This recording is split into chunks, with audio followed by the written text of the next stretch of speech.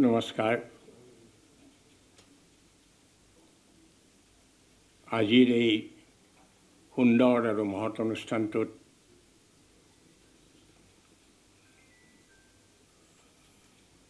আমন্ত্ৰণ কৰি অনা আমাৰ বিশিষ্ট মঞ্চত উপবিষ্ট বিশিষ্ট অতিথিসকল, তাৰে ভিতৰতেই আজিৰ যি অনুষ্ঠানটোৰ মধ্যমণি এটা স্মাৰক বক্তৃতা প্ৰদানৰ বাবে নিমন্ত্ৰণ কৰি অনা ডক্টৰ মালিনী,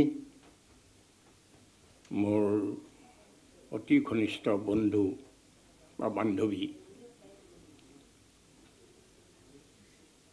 মোৰ পৰিচিত প্ৰাঞ্জল শইকীয়াদেৱ, অলকানন্দা দত্ত, পৰিয়ালৰ দুজন অনিল শইকীয়া, সুনীল শইকীয়াদেৱ, তেখেতসকলৰ সহধৰ্মিনীসকল, বোৱাৰীসকল, নাতি নাতিনীকে ধৰি আজিৰ এই সুন্দৰ অনুষ্ঠানটোত সহযোগ আগবঢ়োৱা পৰিয়ালবৰ্গ আৰু মোৰ শ্ৰদ্ধাৰ আজিৰ এই বৌদ্ধিক সমাজখন, মই আজি বৰ গৌৰৱান্বিত অনুভৱ কৰিছোঁ এইবাবেই যে এনে এখন স্মৃতিচাৰণ অনুষ্ঠানত মই উপস্থিত হৈছোঁ যে মোৰ পৰিচিত নহ'লেও যিখিনি মই তেখেতসকলৰ জীৱনপঞ্জী খুব চমুকৈ হ'লেও মই পাইছোঁ যে সেই দুগৰাকী মহান আমাৰ ব্যক্তি আৰু তৰুণ শইকীয়াদেৱ আৰু তেখেতৰ পত্নী উষাপ্ৰিয়া শইকীয়া, তেখেতসকলৰ পৰিচয়খিনি জানিয়ে সঁচাকৈ মই আগতেই পেটে পেটে ভাবি থোৱা কথাখিনি মোৰ মিলি গৈছে। এই কথাটোৱে যে এই অনুষ্ঠানখনত এই দুয়োজনৰে মই তেওঁলোকৰ জীৱনপঞ্জী দেখি অনুভৱ কৰিছোঁ যে এইটো সমাজৰ আদৰ্শস্বৰূপ তেওঁলোক হৈ আছে, আচলতে লুকাই আছে। অন্ততঃ যোৰহাটত জানিলেও আমাৰ অন্যবিলাকে তেখেতসকলৰ ইমানখিনি কথা জনা নাই। আজি প্ৰাঞ্জল শইকীয়াও বৰ সুন্দৰভাৱে ক'ব, মালিনী যিখিনি কথা কৈছে সেইখিনি সুন্দৰভাৱে আপোনালোকে শুনিছে, তাৰ পৰাই এটা আভাস পাইছে। আৰু আজি মই সেইখন অনুষ্ঠানত উপস্থিত হ'বলৈ পাই মই সঁচাকৈয়ে বৰ গৌৰৱ অনুভৱ কৰিছোঁ আৰু মোক এই সন্মানখিনি দিয়াৰ কাৰণে পৰিয়ালবৰ্গলৈ মই মোৰ শ্ৰদ্ধা আৰু কৃতজ্ঞতা জ্ঞাপন কৰিছোঁ। মই এইটোকে জানিছিলোঁ, বাৰে বাৰে কৈছে শইকীয়াদেৱে যে আমাৰ এটা প্ৰাতঃ ভ্ৰমণৰ গ্ৰুপ, এই গ্ৰুপটো শেষত আমাৰ ইমান ঘনিষ্ঠ হৈ উঠিছিল। তাৰ মাজত তাৰে নেতৃত্ব দিয়া আমাৰ আৰু এজন আছে, আমাৰ বিশ্বদ্বীপ বৰুৱাদেৱ।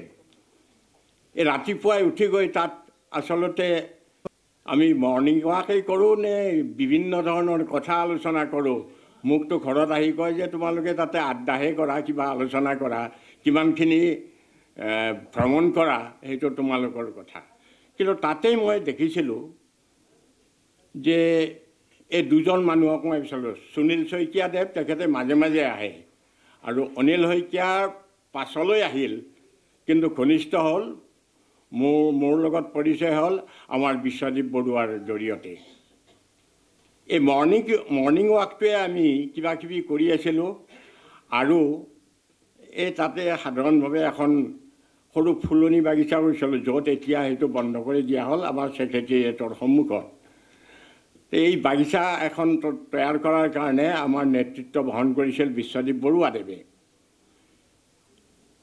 দুৰ্ভাগ্যবশতঃ এই এৰিখন কিবা কিবি কথাৰ কাৰণে সেইটো বন্ধ হৈ গ'ল আৰু এনেধৰণে আমাৰ সেইবিলাক উৎখাত হৈ গ'ল যে সিদিনা আমাৰ উপস্থিতিতে এটা বৰ অসন্তোষজনক অৱস্থাৰো সৃষ্টি হৈছিল। আমি খুব দুখ পাইছিলোঁ আৰু তাৰপিছত যেতিয়া আমাৰ মনৰ ক্ষোভবিলাক কোৱা হৈছিল তেতিয়া আমি কৈছিলোঁ যে এই কথাটো এটা আমি বাতৰি কাকতত লিখিব নোৱাৰোঁনে। তাৰপিছত ক'লে মই নোৱাৰোঁ। কিন্তু অনিল শইকীয়াদেৱে আমাৰ অসমত নে দৈনিক অগ্ৰদূতত মই ক'ব নোৱাৰিলোঁ, ইমান সুন্দৰভাৱে লিখিলে যে আৰে সদায় এই শাক পাত খোৱা কথা কৈ থকা তেখেতে ইমান সুন্দৰভাৱে লিখিছে। এইটোৰ মানুহটোৰ ভিতৰততো লেখা প্ৰেৰণা আছে। আৰু অকল সেইটোৱে নহয়, আৰু আমাৰ যিবিলাক এই মাজে মাজে পেপাৰত আমাৰ প্ৰবন্ধ পাতি লেখাবোৰ হয়, এইবোৰ কিন্তু আমাৰ সেই গ্ৰুপত আলোচনা হৈছিল। বিশ্বদেৱ বৰুৱাইও লেখে আৰু মই মাজে মাজে লেখোঁ। এই লেখাবিলাক তেখেতসকলে পঢ়ি কমেণ্ট কৰিছিল, এই পৰিয়ালটোৰ নিশ্চয় কিবা এটা আছে। আৰু তাৰপিছত জানিলোঁ যে সুনীল শইকীয়া তেখেতৰ ভাতৃ, সুনীল শইকীয়াৰ লেখা পঢ়োঁ আৰু ভ্ৰমণ কাহিনী পঢ়োঁ। আৰু পঢ়োঁতে এনেকুৱা লাগে মানে আপোনালোকে বোধহয় পাপু চিৰিজৰ হেৰিৰ দাউৰা ডিএছপিৰ কথা জানে। দাউৰাৰ খোৱাৰ যিটো হেৰি, এই পঢ়ি পঢ়ি সেই লোভ যায়, এই লস্কৰা, লুচি তৰকাৰী, এই নানানটা এই যে তেওঁ লিখিছিলে ইমান ঠিক সেই একেধৰণৰ লেখা ভ্ৰমণ কাহিনী ক'ৰবাত থাকে। ৰেষ্টুৰাঁত বাহিৰত গৈ পেলাই সুনীল শইকীয়াই যে সেই হেৰি পঢ়ে, হেৰি মানে তাত সহযোগ কৰে, সেই ৰেষ্টুৰাঁত যে খায়, এই বৰ্ণনাটো মোৰ মানে সেইটোৱে ভাল লাগি যায়। তো গতিকে দেখিছোঁ আৰে তেওঁলোকৰতো নিশ্চয় পৰিয়ালটোৰ এটা আগৰ হেৰি এটা আছে তেওঁলোকৰ। এই জেনেটিক্সে তেখেতসকলৰ গোটেই পৰিয়ালটো পৰিছে। সেইকাৰণে তেওঁলোকৰ এই সাহিত্যৰ প্ৰেৰণাটো হৈছে ক'ৰ পৰা? তেখেতৰ পিতৃ মাতৃৰ যিটো প্ৰয়াস, প্ৰচেষ্টা আৰু জীৱন গঠন। পিতৃ তৰুণ শইকীয়াদেৱে অনানুষ্ঠানিক মানে আনুষ্ঠানিক শিক্ষাটো বেছি নগৈও শেষত গৈ আমাৰ মালিনীয়ে কৈছে যে লাইব্ৰেৰীলৈ দান, আধ্যাত্মিক হেৰি অকল সেইখিনিৰেই নহয়, সৰুতে তেওঁলোকৰ যিটো সাহিত্য চৰ্চাৰ প্ৰাণ জাগিছিল সেইটোৰ কথা আজি বিখ্যাত হৈছে এই চফ্ৰাই চাহ বাগিচা। চফ্ৰাই চাহ বাগিচা আজি বিখ্যাত এইকাৰণে এই তৰুণ শইকীয়াৰ তাত অৱদান আছে। তেখেতে তাত কাম কৰিছিলে। আৰু আজি অতি প্ৰাসংগিক হৈছে এই বৰ্ষটোত, এইটো ডক্টৰ বীৰেন্দ্ৰ কুমাৰ ভট্টাচাৰ্যৰ জন্ম শতবৰ্ষ। বীৰেন্দ্ৰ ভট্টাচাৰ্য তৰুণ শইকীয়াতকৈ 2 বছৰ ডাঙৰ। তৰুণ শইকীয়া 1922 চনত বোধহয়, 1922 চনত আপুনি জন্মৰ কথা দিছে তৰুণ শইকীয়াৰ, আৰু ডক্টৰ ভট্টাচাৰ্য 1924। আৰু এটা কথা, তেখেতৰ জন্ম মাহ এই ভালেই হৈছে, 12 আগষ্ট যে নহ'ল, তৰুণ শইকীয়াৰ জন্ম মাহ ছেপ্টেম্বৰৰো 22 তাৰিখ নে 9 তাৰিখ বোধহয়। আজি সেই ছেপ্টেম্বৰত পৰিছে। মাহটোৱে কথা, হেৰিটো নহয়। গতিকে আজি উপযুক্ত সময়ত, আৰু তেখেতসকলৰ জন্ম শতবৰ্ষৰ 102 বছৰ হ'ল। গতিকে আজি জন্ম শতবৰ্ষত এই জন্ম শতবৰ্ষ 102 আৰু 100ৰ লগত কোনো কথা নাই, 2-3 বছৰ ধৰি জন্ম শতবৰ্ষ হয়। গতিকে মই আজিৰ এই স্মৃতিচাৰণটো জন্ম শতবৰ্ষৰ লগত সংলগ্ন কৰি মই এই অনুষ্ঠানটোক মানে সেই ধৰণে মই আনিবলৈ চেষ্টা কৰিছোঁ। আৰু এই চফ্ৰাই বাগিচাখনত তাতেই যেতিয়া বীৰেন্দ্ৰ কুমাৰ ভট্টাচাৰ্যৰ তাতে জন্মগ্ৰহণ কৰিছিল তেখেতে, তাত তেখেতৰ দেউতাকে চাকৰি কৰিছিল। যদিও তেখেতসকল ঢেকীয়াখোৱা গাঁৱৰ আছিল বোধহয়, আৰু তাৰ পৰা তেখেতে তাত কৰিছিল। গতিকে প্ৰাথমিক শিক্ষা গাঁৱতে পাছ কৰি বীৰেন ভট্টাচাৰ্যই গৈ তাত ছটাইত আছিলগৈ। তাৰপিছত যোৰহাট হাইস্কুলত পঢ়ে। এই যোৰহাট হাইস্কুলৰ পৰা তেওঁ মাজে মাজে ছটাইলৈ গৈছিল, দেউতাকৰ তাত বন্ধত গৈছিল। আৰু তৰুণ শইকীয়াদেৱেও চফ্ৰাইতে কৰিছিল। মন কৰিব, শিৱসাগৰৰ পৰা তেখেতে গোটেই জিলাখনৰ ভিতৰত হেনো তেখেতে প্ৰাথমিক শিক্ষাৰ বৃত্তি পৰীক্ষাত প্ৰথম হৈছিল গোটেই জিলাখনৰ ভিতৰত। ব্ৰিটিছৰ দিনত মেৰিটত এখন জিলাত প্ৰথম হোৱা সেইজন কম পুৰুষ হ'ব নোৱাৰে। অৱশ্যে প্ৰসংগক্ৰমে এইটো মোৰ পিতৃদেৱৰো তেনেকুৱা হৈছিল, তেওঁ গোটেই কামৰূপ জিলাতে প্ৰথম হৈছিল তেতিয়াৰ দিনত। গতিকে এই জিলাই জিলাই বোধহয় বেলেগ বেলেগে পৰীক্ষা হৈছিল, কিন্তু মেৰিটৰ ক্ষেত্ৰত আজিৰ নিচিনা পৰীক্ষাৰ হেৰি নহয়। গতিকে সেই প্ৰথম হোৱা ব্যক্তিজনে শিৱসাগৰৰ, তেওঁ গৈ হাইস্কুলত যোৰহাটতে পঢ়িলে, আৰু যোৰহাটত পঢ়োঁতেও তেখেতৰ ককা দেউতাকলৈ তৰুণ শইকীয়া তালৈ যায়। আৰু যোৱা সময়তে বীৰেন কুমাৰ ভট্টাচাৰ্য আৰু তৰুণ শইকীয়াদেৱ আদিয়ে এইটো কথা উল্লেখ কৰি গৈছে। তাত এখন সৰু মাহেকীয়া আলোচনী, হাতে লিখা আলোচনী তেওঁলোকে কৰিছিল, নাম আছিল পুবেৰুণ। এই কথাটো উল্লেখ হৈছে বীৰেন কুমাৰ ভট্টাচাৰ্যৰ জীৱনীত নলিনীধৰ ভট্টাচাৰ্যই লিখি গৈছে।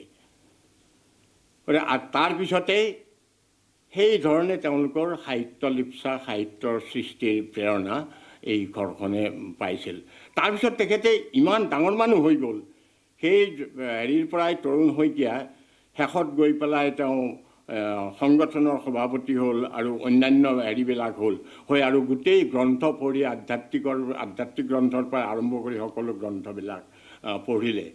আৰু শেষ মুহূৰ্তত তেখেতসকলৰ এই ভ্ৰমণ কাহিনী তেখেতসকলে দুইজনে ঘূৰি ফুৰে, গোটেই বিশ্ব ভ্ৰমণ কৰি আছে অনিল শইকীয়া, সুনীল শইকীয়াই মাজে মাজে গৈ থাকে। ইয়াৰো প্ৰেৰণা বোধহয় তেখেতৰ পিতৃ মাতৃয়ে দিছে। গতিকে এই দুগৰাকী ব্যক্তিৰ তেখেতসকলে এইটো কি যে মোৰ ইচ্ছা গৈছে সেই তেখেতে কোৱা নিচিনাকৈ যে এনেকৈ পাতিবলৈ, দে ডিজাৰ্ভ, তেখেতসকলে এই এটা বাৰ্ষিক হিচাপে তেখেতসকলক স্মৃতিত অন্ততঃ গোটেই অসমখনতে জনাজাত কৰাৰ প্ৰয়োজন আছে বুলি মই ভাবোঁ। আজিৰ এই বিশেষ স্মৃতিচাৰণত মই তেখেতসকলক মোৰ শ্ৰদ্ধা নিবেদন কৰিছোঁ। বিদেহৰ আত্মাই এটা শান্তি পাই থাকক। আৰু এই কামটো যে কৰিছে, এই কামটো হ'ল আমাৰ ভাৰতীয় ঐতিহ্য, আদৰ্শ আৰু ধৰ্মীয় সংস্কৃতি মতে যে এই কথাটো কোৱা হৈছে যে আমাৰ জন্মৰ লগে লগেই আমাৰ তিনিটা দায়বদ্ধতা আমাৰ আহি পৰে। এই তিনিটা দায়বদ্ধতা হৈছে ঋণ। এই ঋণকেইটা আমাৰ জীৱনত পৰিশোধ কৰিব লাগে। তিনিটা ঋণ, ঋণানি ত্ৰিণী এইবুলি কৈছে। ৰামায়ণত কৈছে, ৰামায়ণৰ কথা মহাভাৰতত কৈছে, কালিদাসৰ ৰঘুবংশত কৈছে, আৰু আমাৰ স্মৃতিশাস্ত্ৰবিলাকততো এইটো আছেই। এই ঋণ তিনিটা কি কি? পিতৃ ঋণ, পিতৃ মানে গোটেই পূৰ্বপুৰুষ সকলোখিনি, দেৱ ঋণ আৰু ঋষি ঋণ। এই ঋণকেইটা আমি পৰিশোধ কৰিব লাগে। কেনেকৈ? পিতৃ ঋণটো হৈছে, পিতৃ মানে আমাৰ পূৰ্বপুৰুষসকল, পূৰ্বপুৰুষসকলক শ্ৰদ্ধা, যিসকলে শ্ৰাদ্ধ কৰে তেওঁলোকৰ শ্ৰাদ্ধৰ জৰিয়তে, তৰ্পণৰ জৰিয়তে আৰু ব্ৰত আদি পালনৰ জৰিয়তে। ঠিক তেনেকৈ ঋষি ঋণটো কি? ঋষি ঋণটো হৈছে অধ্যয়ন। আগত কৈছে এইটো বেদাধ্যয়ন। আমি যদি আধুনিকভাৱে লওঁ যে এইটো আধ্যাত্মিক গ্ৰন্থ অধ্যয়ন, অধ্যয়ন মুঠতে গ্ৰন্থাধ্যয়ন, তপস্যা, ব্ৰত, এইবিলাকৰ মাজেদি ঋষি ঋণটো আমি পৰিশোধ কৰিব লাগে। আৰু দেৱ ঋণটো হৈছে আমাৰ পূজা পাৰ্বণ, তৰ্পণ, ব্ৰত, এইবিলাকৰ মাজেদি আমি পালন কৰিব লাগে। সেইকাৰণে ভাৰতীয় জাতীয় জীৱনৰ যিটো ধৰ্মীয় সংস্কৃতি, এই ধৰ্মীয় সংস্কৃতিত এই তিনিটাই পালন কৰা হয়। গতিকে আজি এই স্মৃতিচাৰণটো তেখেতসকলৰ পিতৃ ঋণৰ, পূৰ্বপুৰুষসকলৰ এটা পৰিশোধ কৰাৰ কাৰণে এটা অংশ বা এটা পদক্ষেপ মাথোন, এইটো তেখেতসকলে কৰিছে। আৰু এইটো দেখা যায় যে এইটোতো আমাৰতো ধৰ্মীয় কৃষ্টিখিনিততো আছেই। হিন্দু ধৰ্মীয় মানুহখিনি তেখেতসকলৰ চাওক এইটো আমি নকৰাই হৈছোঁ প্ৰায়। মহালয়াত আমি তৰ্পণ কৰোঁ, পূৰ্বপুৰুষসকলক তৰ্পণ কৰোঁ, এইটো মহালয়াত কৰা হয়। আৰু মেডাম মেফি সেইটোতো সম্পূৰ্ণভাৱে তেওঁলোকৰ পূৰ্বপুৰুষসকলৰ প্ৰতি শ্ৰদ্ধা। আৰু খ্ৰীষ্টিয়ানিটিটো আছে অল চ'লছ ডে, গোটেইবিলাককে বিশ্বৰ আত্মাৰ কাৰণে। সেইটো আমাৰ হিন্দু ধৰ্মতো আছে, যিটো তৰ্পণ তৰ্পণ যে আমি অকল পূৰ্বপুৰুষসকলকে দিওঁ এচলা পানী লৈ পেলাই আমি যেতিয়া নদীত আমি দিওঁ তেওঁলোকৰ নাম কৈ, সেইটোত গোটেইবিলাক ভূতৰ গোটেই বিশ্বজগতৰ ভূত প্ৰাণীৰ প্ৰতিয়ে। গতিকে এই যে এই তিনিটা ধৰণৰ যে আমাৰ যে এই সংস্কৃতিটো আছে, এইটো আমাৰ এটা জীৱনচৰ্যাৰ অন্যতম অংগ, আৰু সেই অংগটো আমি পালন কৰিছোঁ আৰু এখেতসকলেও আজি এইটো পালন কৰিছে। মই এইটো প্ৰথমে লৈছোঁ, লৈ মোৰ বক্তৃতা দিবলগীয়া বিশেষ একো নাই। অৱশ্যে এইখিনিতে মই আপোনালোকক ক্ষমা খুজিছোঁ এইকাৰণেই যে মোৰ আজিৰ এইটো পাছত হৈছে, এইটো উপায় নাই, মই আৰু এটা এংগেজমেণ্ট মানে মোৰ হৈ গ'ল, 1:30মান বজাৰ পৰা অনুষ্ঠানটো আছে, কিছু পৰিমাণে মই কেন্দ্ৰিকো আছে, গতিকে সেইটো অৱস্থাত থাকিব লাগিব মই। কিন্তু তাৰে কাৰণে আমাৰ মালিনীৰ এইটোৰ কাৰণে যে মই তেওঁৰ বক্তৃতাটো ইমান সুন্দৰভাৱে তেওঁৰ গোটেই চৰ্চা, ৰামায়ণ মহাভাৰতৰ চৰ্চাত আমাৰ মানে কি নাই, কি আছে আৰু কি নাই, ইয়াত বিভিন্ন ব্যাখ্যা, বিভিন্ন বিশ্লেষণ, বিভিন্ন ধৰণে আজি বিস্ময় কৰিছে।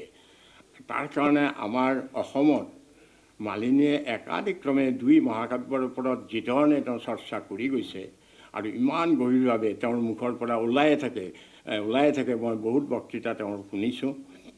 গতিকে আজিও তেখেতে দিছে, যদি মোৰ কাৰণে অলপমান কিবা হৈছে মই তাৰ কাৰণে ক্ষমা খুজিছোঁ। তেওঁ হয়তো আৰু অলপ হৈ ক'লেহেঁতেন, তথাপি তাকে সুধিলে আপোনালোকৰ লগত এটা আন্তৰংগ আলোচনা হ'ব পাৰে।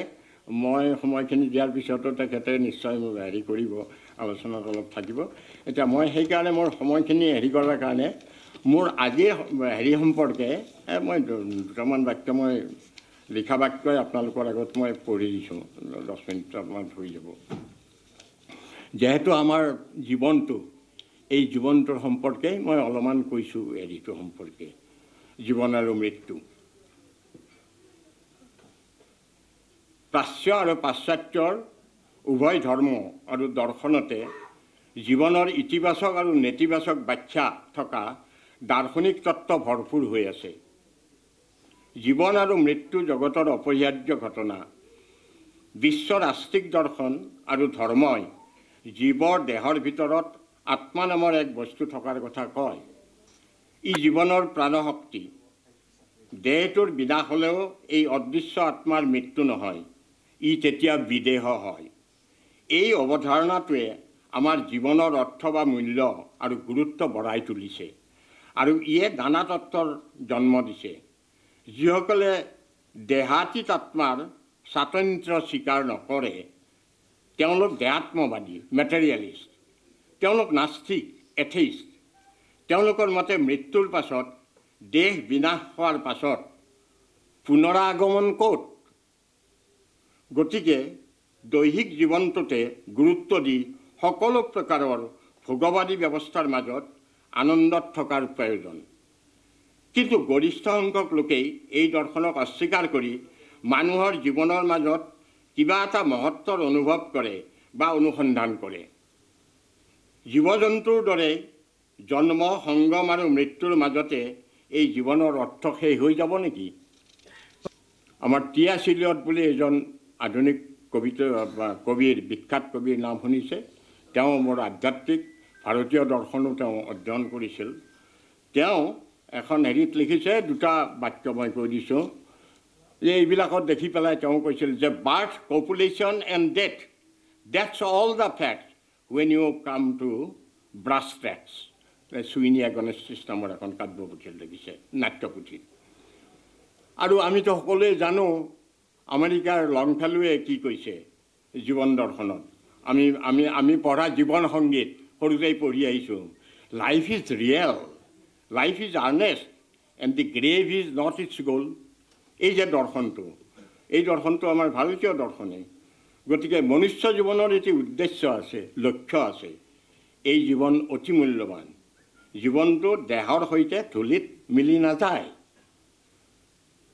তেতিয়াহ'লে প্ৰশ্ন উঠে যে সামাজিক জীৱনত ভিন্ন ভিন্ন প্ৰকাৰৰ ভিন্ন ভিন্ন মানুহে গুণ, পৰিৱেশ, ক্ষমতা অনুসাৰে নিজৰ কৰ্মেৰে, কৃতিত্বেৰে নিজক মহীয়ান কৰি তোলাত সুযোগ সুবিধা নাপালেও তেওঁলোকে জীৱনটো কেনেকৈ জীয়াই ৰাখিব। মই দৰ্শনৰ তত্ত্ববোৰলৈ যোৱা নাই, মই সাধাৰণ কথাখিনি কৈছোঁ যে আমি কেনেকৈ জীয়াই ৰাখিম, তেওঁলোকৰ লক্ষ্য বা সাধনা কি। ভাৰতীয় ধৰ্মশাস্ত্ৰই আৰু সাহিত্যই এই সম্পৰ্কে ব্যষ্টি আৰু সমাজ জীৱনত মানুহে জীৱন ধৰ্ম কেনেকৈ পালন কৰিব লাগে বা জীয়াই থাকিব লাগে তাৰ এক সুন্দৰ ব্যৱহাৰিক নিৰ্দেশ দি থৈ গৈছে। আমি কেনেকৈ পালন কৰিব লাগে সেইটো হৈছে ধৰ্ম অৰ্থ কাম মোক্ষ, এই চতুৰ্বৰ্গৰ সাধন। সেইটো য'ত ৰামায়ণ মহাভাৰতত মালিনীয়ে পিছত আমাৰ অলকানন্দ দত্তা আছে, তেওঁলোকে এইবিলাক কৰিছে যে আমাৰ ধৰ্ম অৰ্থ কাম মোক্ষ। ধৰ্মটো মানে এই পূজা কৰি থকা ধৰ্মটো নম শিৱায় নম শিৱায় কৰি থকাটোৱে বুজোৱা নাই। ধৰ্ম হৈছে এটা সামগ্ৰিক বহল অৰ্থত আপোনাৰ ডিউটি, আপোনাৰ কৰ্তব্য। অৰ্জুনক যিটো কৰ্তব্যৰ কথা কৰিবলৈ কোৱা হৈছিল শ্ৰীকৃষ্ণই, এই ধৰ্মটো আমাৰ থাকিব লাগিব। আৰু অৰ্থটো লাগিব, আমাকতো অৰ্থ নহ'লেতো এইটো কাম নহয়, একো কাম নহয়। গতিকে অৰ্থও লাগিব। আৰু কাম, সংসাৰ জীৱন যাত্ৰা কৰিবলৈ তাৰ যিটো আমাৰ বিহিত নিয়মেৰে আমাৰ এই কামসাধনাটো আমাৰ জৈৱিক যিটো বাসনা, এইটোৰো বিধান দিয়া আছে আৰু সেইটোৰো আমাৰ নিৰ্দিষ্টভাৱে কোৱা আছে যে সেইটোও আমাক সেইটো লাগে। আৰু এই ত্ৰিবৰ্গই হৈছে আমাৰ মূল ধৰ্ম অৰ্থ কাম। এই তিনিটাৰ সাধনাৰ পিছত আপোনাৰ চতুৰ্থ সাধনাটো হৈছে মুখ্য। এই মুখ্যটো অট'মেটিকেলি আপুনি পাবগৈ। কিন্তু এইটো কেনেকৈ কৰিব লাগিব, এই তিনিওটাৰ মাজত বেলেঞ্চ, সন্তুলন, ধৰ্ম অৰ্থ কামৰ মাজত আপুনি বেছি অৰ্থ কৰিব নোৱাৰে। ধৰ্মটো আপোনাৰ যিটো নিস্পৃহ ধৰ্ম, যিটো নিষ্কাম ধৰ্ম, যিটো মানে স্থিতপ্ৰজ্ঞসকলে কৰা অৰ্জুনক কোৱা যিটো কৰ্তব্য, মানে কামবিহীন নিষ্কাম, আমাৰ উদ্দেশ্য নথকা, অৰ্থাৎ যাৱতীয় জীৱনৰ এই কৰ্ম, সেই কৰ্মটো আপুনি কৰিব লাগিব। আৰু যিটো হেৰি অৰ্থটো আপুনি বেছি কৰিব নোৱাৰে আৰু মিনিমামো নহয়, আপোনাৰ বেলেঞ্চভাৱে আপোনাৰ নিয়মিত ইকনমিৰ মাজেদি যিটো কৰিব লাগিব, ধৰ্ম অৰ্থ আৰু কাম। আপোনাৰ যিটো সাংসাৰিক ধৰ্ম আপোনাৰ সেইটো তাতকৈ আপুনি ব্যভিচাৰ কৰিব নোৱাৰে। এইবিলাকৰ যিটো সন্তুলিত জীৱন, সেই জীৱনটোৱে আপোনাক অট'মেটিকেলি মুখ্যৰ দৰ্শনটো দেখুৱায়। আৰু এই যিটো আদৰ্শ, এই আদৰ্শটো আমাৰ ভাৰতবৰ্ষৰ সকলো ধৰ্মীয় শাস্ত্ৰই, মানে আমাৰ সাহিত্য বোলক, ধৰ্মৰ বোলক বা অন্য ছায়েন্সৰ কথাই বোলক, বিজ্ঞানৰ শাস্ত্ৰই বোলক, ইয়াৰ মুখ্য উদ্দেশ্য এই তিনিওটাই চতুৰ্বৰ্গ সাধনৰ কাৰণে। চতুৰ্বৰ্গ মানে প্ৰেক্টিকেলি আমাৰ জীৱনত সাধাৰণ মানুহৰ কাৰণে এই ত্ৰিবৰ্গ সাধনটোৰ কথাই আমাৰ সকলো শাস্ত্ৰই কৈ গৈছে। গতিকে এইখিনি হৈছে আমাৰ সাধনৰ কাৰণে। অৰ্থাৎ জীৱনটো কেনেকৈ জীয়াই থাকিব পাৰি, এতিয়া মই এটা বৰ সুন্দৰ সাধাৰণ কথা কৈছোঁ। জীৱনটো কেনেকৈ জীয়াই থাকিব পাৰি এই সম্পৰ্কে হোমেন বৰগোহাঞিদেৱে জীৱন আৰু মৃত্যুক কেন্দ্ৰ কৰি কিছু কথা তেওঁৰ জীৱনৰ টোকা বহীৰ সংকল্পত কৈছিল। বৰ সুন্দৰভাৱে এইখিনি কথা কৈছিল দেই। তেখেতে কৈছে যে, আপোনালোকে পঢ়িছে বহুতেই, তেওঁ কৈছে যে আৰু বিশ্বাস কৰে যে মৃত্যু মানেই চৰম বিনাশ বা চিৰ সমাপ্তি। তেওঁ সেইটো বিশ্বাসো কৰিছিল। কিন্তু লগতে কয় যে আন এটা বিশ্বাস মতে মৃত্যুতেই জীৱনৰ সকলো শেষ হৈ নাযায়। মই প্ৰথমে যিখিনি কথা কৈছিলোঁ, আত্মা নামৰ এটা ৰহস্যময় বস্তু আছে যি মৃত্যুৰ পাছতো জীয়াই থাকে। সেই বিশ্বাসীসকলৰ বাবে জীৱনৰ অৰ্থ আৰু উদ্দেশ্য পৃথক হ'ব। এই দুই ভাৱদৰ্শনৰ ধাৰাৰ মাজত বৰগোহাঞিয়ে জীৱন আৰু মৃত্যুক জীয়াই থকাৰ প্ৰস্তুতি ৰূপে গ্ৰহণ কৰি উভয় বিশ্বাসেৰে যেন এক মিলন ঘটাইছিল। তেওঁৰ মতে এই জীৱনটোৰ এক মুহূৰ্ত সময়ো অভাৱত বা এনেই কটাব নালাগে। জীৱনৰ প্ৰকৃত মূল্য বুজিবলৈ হ'লে সংকল্পবদ্ধ হৈ অবিৰত কৰ্ম কৰি যাব লাগিব। তাৰ বাবে কৰ্মৰ আঁচনি কৰিব লাগিব আৰু সেইমতে পৰিশ্ৰম কৰিব লাগিব। স্বাস্থ্য ভালে ৰখাৰ যত্ন লৈ শৰীৰ আৰু মন উভয়কে সবল কৰিব লাগিব।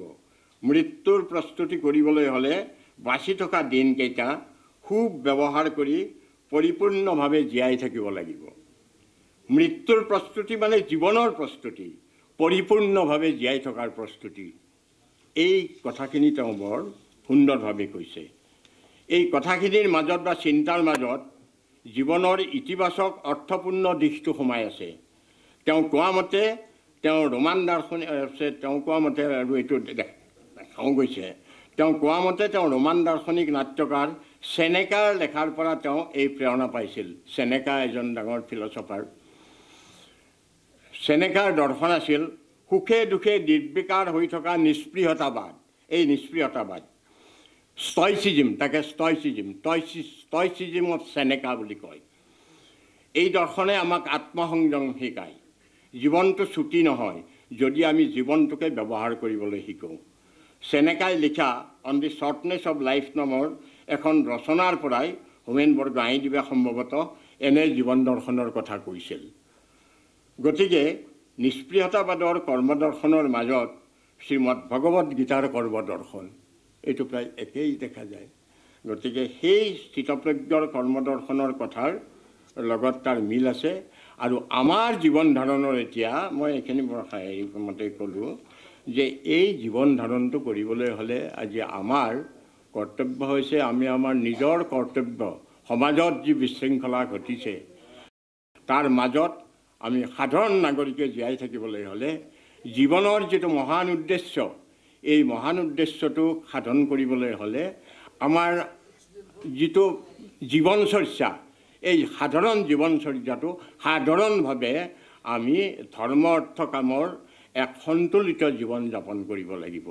আৰু কৰ্মটো আমাৰ লাগিবই। এই কৰ্ম ব্যভিচাৰী কৰ্ম নহয়, এই কৰ্ম সাত্ত্বিকী কৰ্ম।